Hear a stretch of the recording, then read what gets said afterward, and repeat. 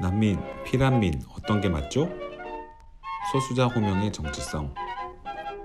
최근 언론 보도에서 우크라이나에서 피난한 난민들을 대상으로 피란민이라는 용어를 사용하는 것을 보셨나요? 작년에 아프가니스탄 난민 피난 과정에서 갑자기 언론 보도에서 이런 표현이 몇 번 보이더니 이제는 전쟁에서 피난한 난민들을 호칭할 때 매우 광범위하게 사용되는 모양입니다.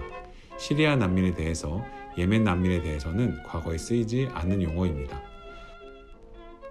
아마도 국립국어원의 해설을 참조해서 언론 기사에서 쓴 것 같습니다. 국립국어원에서는 피난민은 재난을 피하여 가는 백성을 말하고 피란민은 전쟁이나 병난을 피하여 가는 백성을 말한다고 설명하여 한자의 뜻이 다르다고 합니다. 또한 과거의 문학의 용례를 보면 피난민은 재난과 병난을 다 의미하기도 하고 피란민은 주로 병난만 언급하지만 상위 개념인 난민으로 통용할 수 있다고 알쏭달쏭 설명하기도 하고요. 전쟁 난민과 일반 난민을 한자를 사용해서 나누는 이런 방식은 생경합니다. 왜냐하면 영어권에서 우크라이나 난민들은 그냥 refugees로 호칭되지 전란을 피해온 사람들 또는 전쟁 난민이라고 굳이 따로 쓰는 용어가 없기 때문입니다. 피난작전의 대상이 된다는 뜻에서 evacuee라고 쓰이기도 하지만 이건 수송작전의 맥락에서만 그렇죠. 심지어 한국과 같이 한자를 사용하는 일본이나 중국에서도 피난과 피란을 구분하는 용법은 보이지 않습니다. 소수자를 다수자가 호명하는 방식, 개념 정의하는 것은 매우 정치적인 일인데요. 아마도 어떤 매체에서인지 해외에 있는 난민들을 어떻게 언급해야 할까 고민하다가 국립국어원의 설명을 보고 더 정확한 표현이라 생각하여 피란민이라는 용어를 쓴 것 같습니다.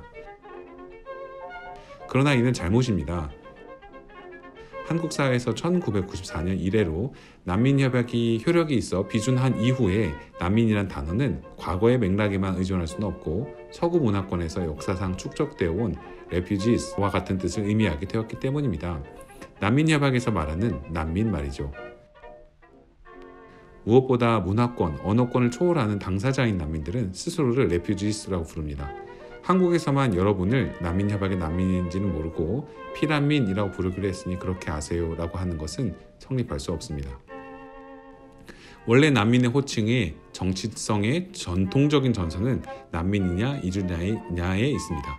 똑같은 사람을 다수자들의 태도에 따라 refugees라고 불렀다가 어떨 때는 illegal migrants라고 부릅니다.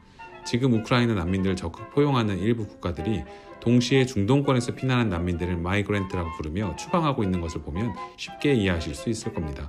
받아들이고 싶으면 난민이라고 부르고 그렇지 않으면 이주민이라고 부르는 경향이 있는 것이죠. 한국에서는 전선이 약간 다른데 난민이라는 단어를 자꾸 쓰지 않으려는 의식적, 무의식적 습관이 있습니다. 또 전쟁 난민과 일반 난민이 존재하는데 전쟁 난민은 난민은 아니야 라고 말하기도 합니다. 이 부분은 예전 영상 6번 전쟁 난민도 난민으로 보호되나요? 관련성 문제 영상을 보시면 쉽게 아실 수 있을 겁니다. 난민이라는 용어를 쓰지 않는 것은 의도적이든 비의도적이든 난민 보호의 틀에서 책임질 국가와 사회를 주변화시키게 됩니다. 피난민은 그냥 불쌍한 일을 당한 사람들이고 그런 일이 있으니 안타까운 뉴스네라고 하여 우리의 책임을 탈각시키는 용어가 됩니다. 장애인들을 시설로 밀어내고 성소수자는 거리로 나오지 말라 하며 여성은 가정과 가사로 밀어넣는 지긋지긋한 다수의 규정, 난민들 역시 보이지 않는 곳으로 밀려나 살아왔는데 이제는 난민이라고 부르지도 않고 불쌍한 사람들이라고 이름조차 없어질까 염려됩니다. 2015년 시리아, 2018년 예멘, 2021년 아프가니스탄, 2022년 우크라이나, 그리고 미얀마와 홍콩까지 전쟁 난민이든 다른 이유로 피난한 난민이든 refugees라고 부르고 이들은 그냥 한국에서 난민입니다. 피난민이란 용어 이제는 쓰지 않기를 바랍니다.